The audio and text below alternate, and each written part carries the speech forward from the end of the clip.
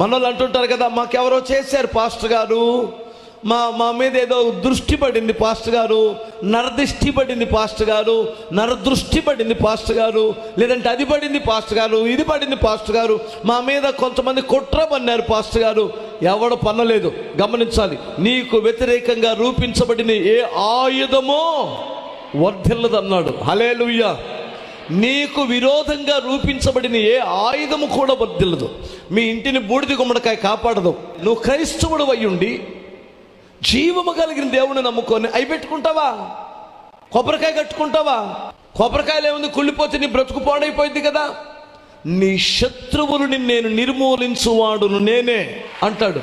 నీ శత్రువులు అంటే నీ పిల్లలను పాడు చేసే శత్రువులు, నీ కుటుంబాన్ని పాడు చేసే శత్రువులు, వారిని నిర్మూలన చేసి లోకములో గనులైన వారికి కలిగిన పేరు నేను నీకు ఇస్తానన్నాడు.